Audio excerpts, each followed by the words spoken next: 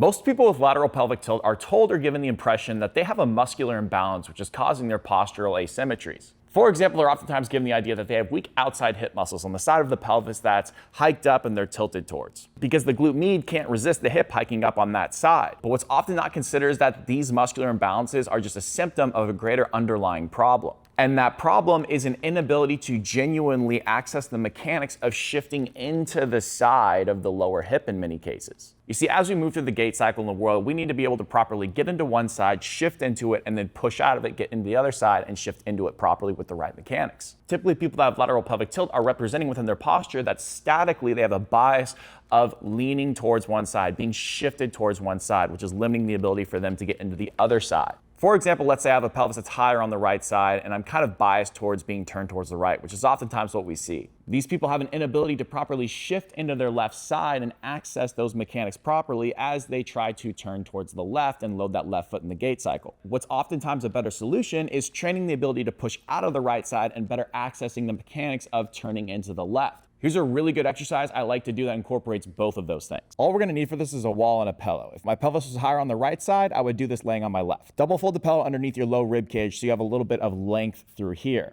And then get your top foot on the wall so that way it's just higher than the level of your hip. Start this knee at about a 90-degree angle relative to your trunk and then drop it down a little bit less than that. This top leg should be out in front of you a little bit because what you're gonna do first is make sure your head and neck are completely relaxed. Keeping this knee slightly bent, you're going to slowly drag this leg back on the wall, stopping at the point where if you went back any further, your back would have to arch and your low ribs would flare. That's bad. Don't go to that point. Feeling these 3 points of contact on your top foot, all you're going to do is gently push them into the wall, keeping your knee very slightly bent, and that's going to help you roll this top hip slightly over.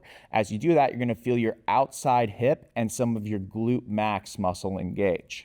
So at this point, your zipper line should be pointing pretty straight ahead. And that's really it. All you're gonna do now is make sure your neck and low back is relaxed. You're gonna breathe in through your nose, out through your mouth, pushing through the wall and feeling your hips kind of turn towards that downside. If you wanna add a little extra, you can take this top arm and go bicep to ear, not too far back to where your low back arch is, but just right here, and just kind of breathe in through your nose, out through your mouth in this position very slowly and controlled. This will get more length through this side to help drop that hip. So really that's it. All you're feeling is length through the side, rib cage stays down, neck and low back are relaxed, and you're feeling your glute med and glute max work. One tip that's gonna be very helpful for a lot of people is if you feel like your leg is getting tired holding it up there, or you feel like you're feeling the side of your leg, like your TFL muscle, rather than your glute med engage, what you wanna do is support yourself a little bit at the proper height like this. You can rest sort of like your inner ankle here, but still get a nice push into the wall.